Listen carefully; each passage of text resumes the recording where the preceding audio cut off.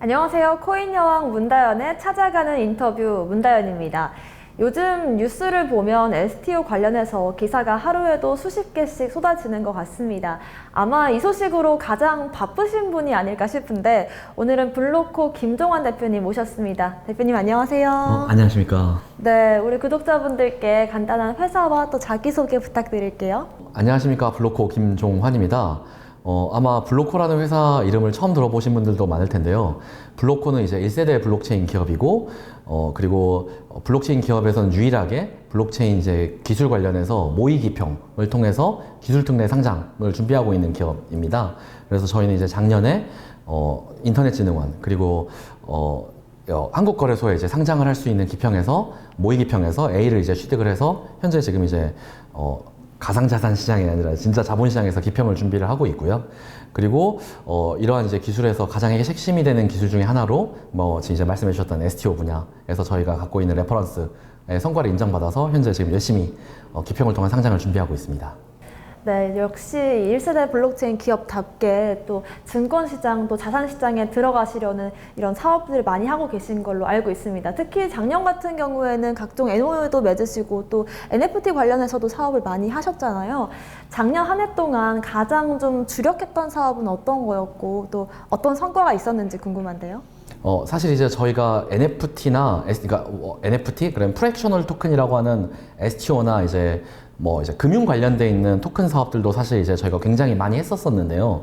좀 안타깝게도 NFT가 아닌 이제 금융 관련돼 있는 프랙셔널 토큰, 그러니까 이제 흔히 말하는 STO 관련돼 있는 토큰 사업들은 저희가 한국거래소나 예탁결제원, 금융회사가 아니면 일반 고객들에게 팔지 않았습니다.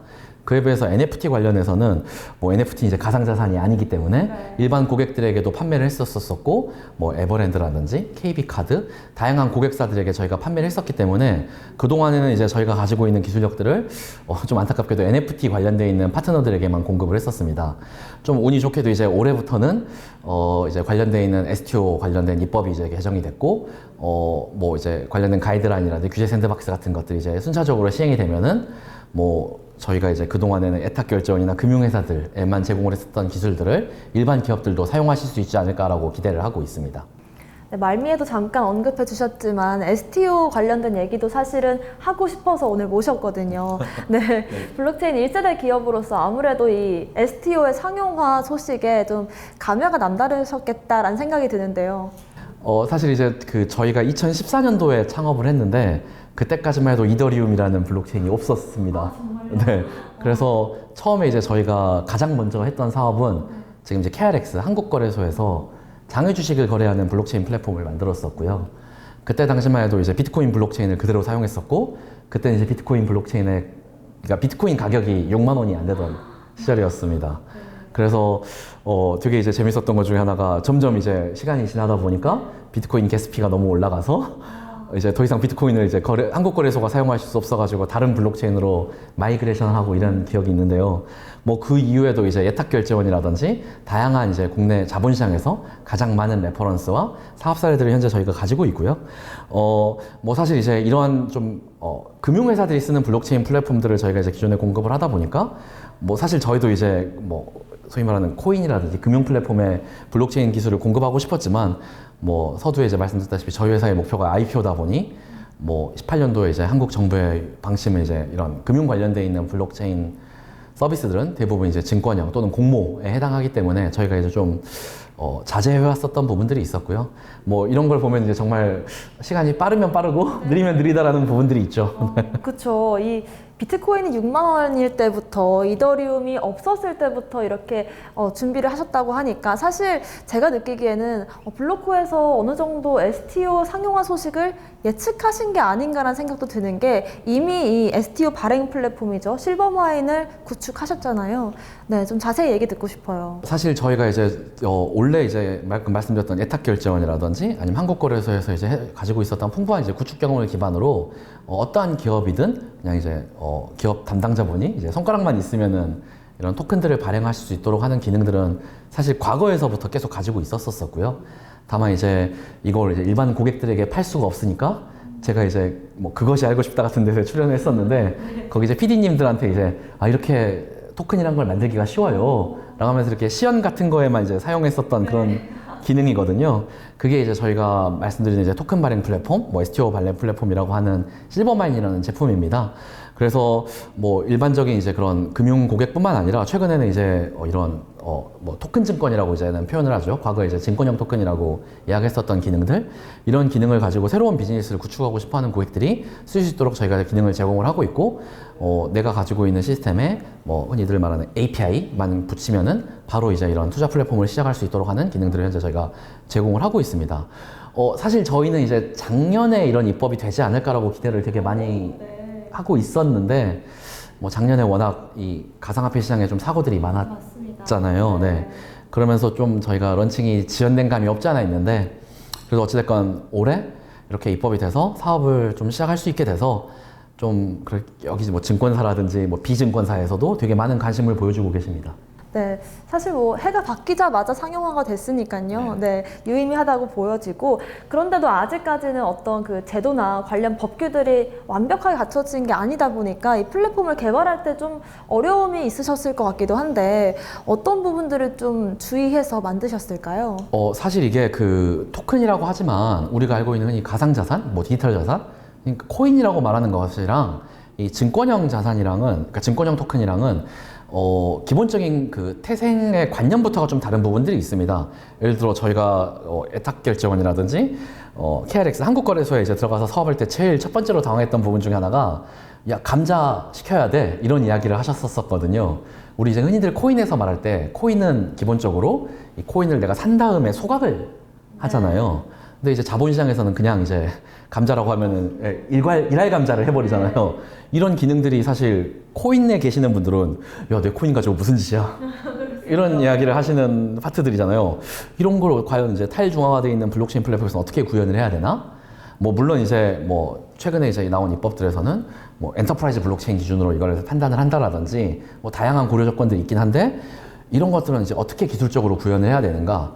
뭐 뿐만 아니라 사실 최근에 입법을 보면은 발행과 유통을 분리한다라든지 다양한 요구 조건들이 금융이라든지 금감원에서 이제 고심한 흔적들을 가지고 법을 만드셨습니다.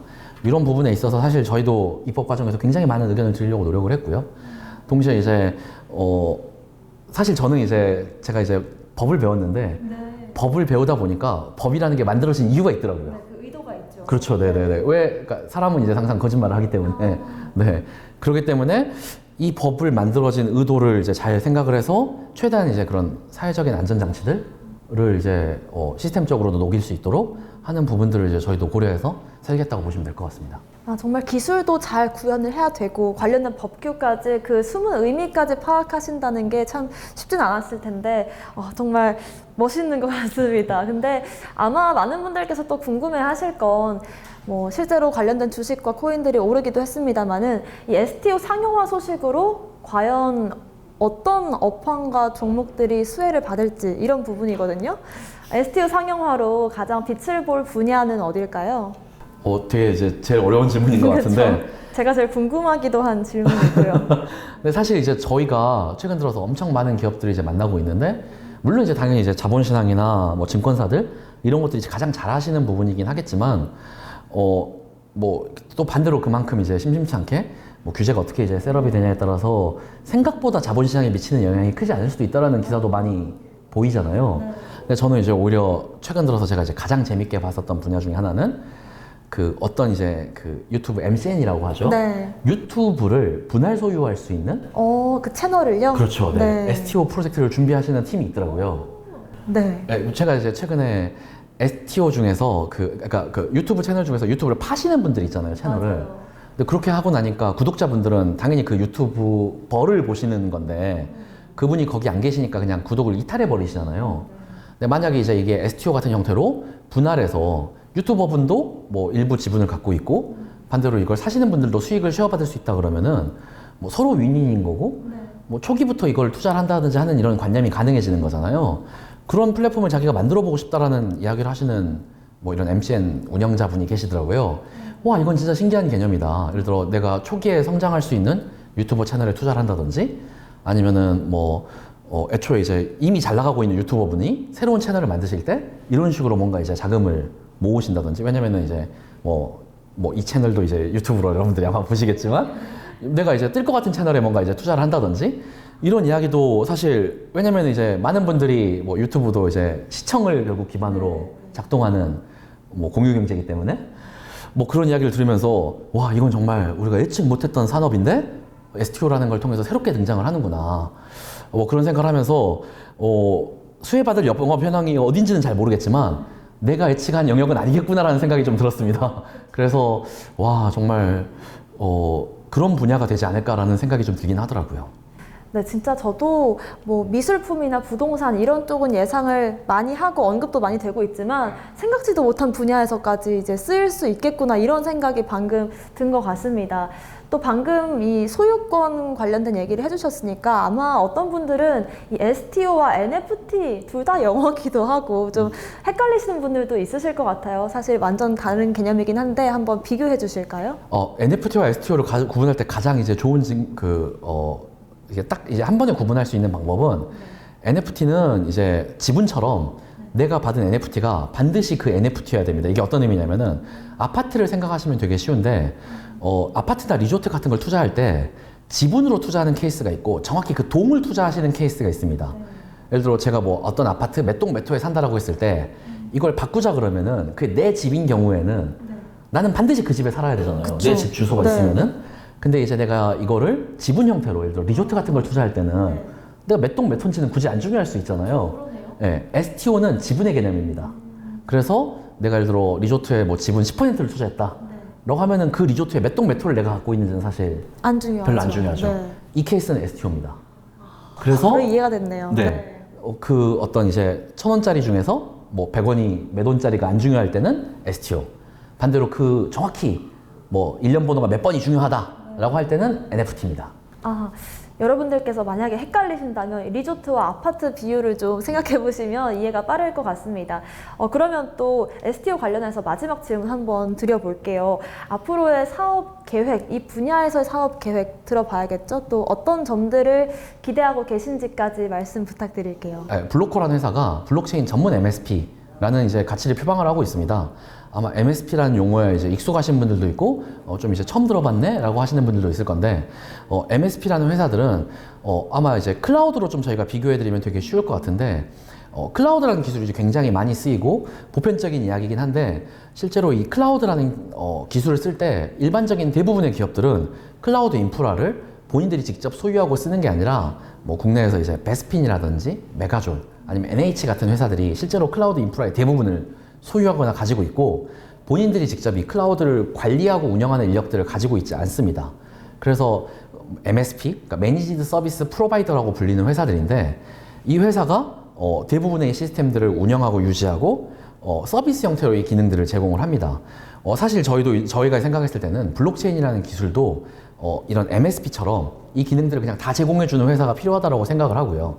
그래서 이제 저희가 NFT라든지 STO가 필요하면은 이 기능들을 할 수 있는 팀이나 아니면 이런 IT 인프라를 내가 직접 만들고 내가 유지하는 게 아니라 그냥 저희 블로커한테 이제 전화를 하거나 찾으시면은 저희가 다 이런 관련되어 있는 인프라와 팀을 제공해주는 그런 기능을 하는 회사라고 보시면 될 것 같습니다. 저희가 이제 STO 관련해서도 뭐 사실 이제 저희가 NFT 관련해서는 지금 뭐 카페24라든지 아니면 베스핀 같은 회사들과 협업해서 이미 이제 뭐 굉장히 다양한 파트너들이 쓰는 NFT 기능들을 제공을 하고 있거든요.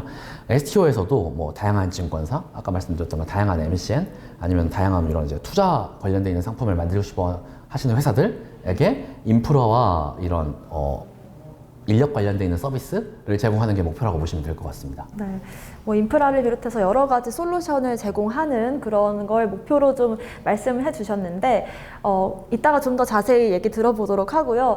2023년을 맞이해서 또 우리가 블록체인 이 업계에서 기대해볼 만한 호재는 어떤 게 있을까요? 사실 이제 제일 큰 거는 결국 이제 블록체인이라는 기술이 규제 안으로 들어오는 부분이라고 생각을 합니다. 이제 어찌됐건 STO가 규제 안으로 들어왔기 때문에 저는 이제 법인의 시장 참여라고 이제 생각을 하고 있고요. 결국 법인의 시장 참여를 하면 지금 사실 뭐 가상 계좌 관련한 부분도 있겠지만 지금 이제 법인이 뭔가 가상 자산을 구입을 하는 거라든지 STO 관련돼 있는 투자 행위가 사실 정말 자유롭게 이루어지고 있냐라고 물어보면 저는 아직은 아닌 것 같습니다. 뭐 특정 회사가 STO를 투자했다라든지 아니면 특정 기관 STO를 투자했다라는 게 이제 가능하냐라고 물어보면은 대부분의 기업들은 이제 본인의 재무제표에 가상자산이나 STO를 잡는 행위에 대해서 극도로 꺼려하고 아직까지는 그런 경향이 있죠. 네네 계시잖아요. 이런 부분에 있어서 정말 이게 가능해진다라 그러면은 훨씬 더 넓은 시장이 이제 가능해질 것이고 뭐 그런 부분에 있어서 뭐 저희 같은 이제 MSP 회사들이라든지 아니면은 뭐 크립토 VC 같은 이제 그런 VC 회사들 그리고 이제 기존에 있었던 자본시장에 있는 많은 플레이어들이 훨씬 더 나은 역할을 할 수 있는 그런 저변이 확대되지 않을까라고 생각을 하고 있습니다. 네, 기관들 또 법인들까지 이 시장에 참여하는 것이 아마 우리가 올해 기대해 볼 수 있는 가장 큰 호재가 아닐까라는 생각이 들고요. 아까도 이제 올해 블로코 목표 말씀해 주셨지만 다시 한번 좀 강조를 해주시면 좋을 것 같아요. 저희가 사실 이제 아까 말씀드렸던 대로 모의기평 A를 획득했기 때문에 이제 원래 그 기술성 특례 상장이라는 게 모의기평을 획득을 하면은 이제 본기평을 볼 수 있는 자격이 주어지고요. 이제 본기평을 통과를 하면은 이제 예비심사 청구라고 하는 과정을 통해서 이제 상장을 갈 수 있는 그런 이제 자격이 주어집니다. 그래서 저희는 이제 올해 본기평을 이제 통과하는 게 목표이고요. 아마 그러면 이제 국내에서는 블록체인 업계로서는 이제 최초로 뭐 우회 상장 같은 그런 케이스 말고 이제 진짜 블록체인 기업으로서는 IPO라는 걸 이제 갈 수 있는 첫 번째 회사가 되지 않을까라고 생각을 하고 있습니다. 그래서 일단은 본기평을 잘 마무리하는 게 목표이고요. 사실 이제 작년까지만 해도 그러니까 뭐 저희뿐만 아니라 모든 블록체인 회사들이 블록체인 뭐 비슷한 이제 사업 아이템을 가지고 이제 IPO로 가려고 그러면 이제 자본시장 쪽에서 굉장히 이제 그런 물음표를 많이 던지셨어요. 예, 뭐 이제 가상자산에 대한 우구심, 그다음에 이제 뭐 STO가 됐건 가상자산 NFT가 됐건 자본시장에서 판단을 할 수 있는 근거법이 전혀 존재하지 않았거든요. 이런 이제 STO 관련된 입법이라든지 이제 디지털 자산에 대한 더나 많은 입법들 그리고 이제 점점 더 이제 회계 기준들이 마련되고 있기 때문에 충분히 도전해 볼 수 있지 않을까라고 기대하고 있습니다. 네, IPO와 그 너머에 있는 목표까지 저희도 같이 하고 싶은 마음이고요. 마지막으로 이제 블록체인 투데이 구독자분들께 한마디 남겨주실까요? 사실 이제 제가 처음 이 블록체인 씬에 들어올 때까지만 해도 물론 이제 그때는 이제 비트코인이라는 사실 이제 여러 코인들이 있긴 했는데 결국 이제 비트코인 말고는 이제 사람들이 이 생태계를 이제 인식할 수 있는 방법이 없었고 이런 이야기를 해도 이제 사람들이 이제 뭐 주로 이제 사이비 종교에 빠졌다고 생각을 하시거나 다단계에 빠졌다고 생각을 하셨죠. 근데 점점 더 이제 생태계 인식도 개선이 되고 최근 들어서는 이제 이렇게 저를 사기꾼으로 안 보시긴 하더라고요. 예. 점점 더 이제 시장의 환경들이 좋아지고 더 이걸 이제 기술의 관점에서 많이 봐주시긴 하더라고요. 점점 더 시장이 그렇게 되는 것 같습니다. 뭐 작년만 해도 이제 디파이라든지 STO라든지 이런 거에 이제 경계선에 대해서도 사람들이 더 관심이 없었죠. 그냥 단지 갈 종목이 뭐냐 찍어주기를 이제 더 기대했었고, 근데 이제 오히려 이제 그때 당시에도 이런 이제 기술적인 부분에 더 포커싱 하신 분들이 뭐 투자도 더 잘하시고 당연히 더 이렇게 본인도 이제 더 만족스러운 성과를 뭐 투자 면에서도 그렇고 본인의 지식 면에서도 그렇고 결국 그게 이제 핵심 가치인 것 같습니다. 기술이라는 거는 결국 기술이 이제 핵심 가치인 거는 뭐 당연한 이야기인 거고, 좀 그런 부분에 있어서, 단기적으로는 아닐 수 있지만 결국 장기적으로는 이게 이제 맞는 방향성이기 때문에 그 부분에 더 집중을 할 수 있는 그런 분들이 됐으면 하는 게 항상 바람입니다. 네, 저도 정말 그 핵심 가치는 가격이 아닌 본질에 있다라는 말씀이 정말 공감이 되는 내용이었던 것 같습니다. 오늘 이렇게 블로코 김종환 대표님과 얘기 나눠봤습니다. 오늘 말씀 고맙습니다.